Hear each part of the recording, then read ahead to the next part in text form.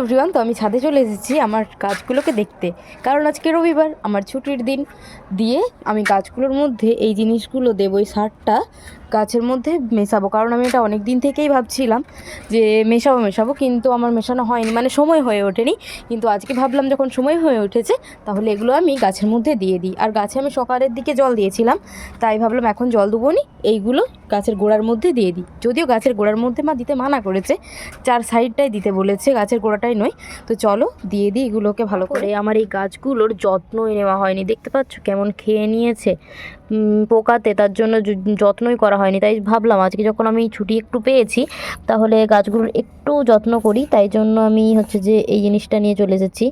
তো কে কে গাছ ভালোবাসো আমাকে অবশ্যই কমেন্ট করে জানিও। আমি তো প্রচুর গাছ ভালোবাসি এবং প্রকৃতি আমি সবথেকে বেশি পছন্দ করি, তাই জন্য আমি এই সব গাছ লাগিয়েছি। কিন্তু আমার বাজারে আর যাওয়া হয়নি, তাই জন্য আর অন্য সমস্ত আমি গাছ পাচ্ছি না। কিন্তু দেখো এই গাছটা যে লাগিয়েছি, এই গাছটা আমার শুকিয়ে যাচ্ছে কেন আমি কিছুই বুঝতে পারছি না। এই গাছটা, তারপর ওই গাছটা শুকিয়ে যাচ্ছে কেন আমি বুঝতে পারছি না। কিন্তু আমি জলও দিই প্রতিদিন, কিসের জন্য শুকিয়ে যাচ্ছে জানি না। তো চলো এগুলোকে ভালোভাবে গাছের গোড়ার মধ্যে দিয়ে দিই, চার সাইডটাই করে। মা বললো গাছের গোড়াটায় না দিতে।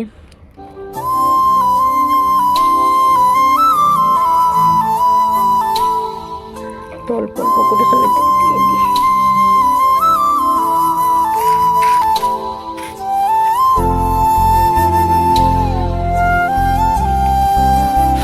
এই গাছটা খুব সুন্দর হয়ে গেছে, জানিনি কি হবে না হবে, খুব উঠবে নাকি জানিনি বাবা। এই গাছগুলো খুব সুন্দর হয়ে গেছে। দেখো লঙ্কা গাছে ফুল এসেছে। লঙ্কা গাছটা যদিও মা লাগিয়েছিল, আমি লাগাইনি। তো আবার কালকে সোমবার আছে, মানে হাটবার আছে, ভাবছি কালকে আবার একবারটি বাজারে যাব, পরে টোরে টিউশন সেরে তারপরে একবারটি বাজারে যাব। ওই হচ্ছে যে বিভিন্ন রকমের গাছপালা আনতে, দেখি গোলাপ টোলাপ গাছ এসছে নাকি। আমার তো খুব ইচ্ছে ছিল গোলাপ গাছ লাগানোর, দেখি গোলাপ গাছটাই আনতে যাব।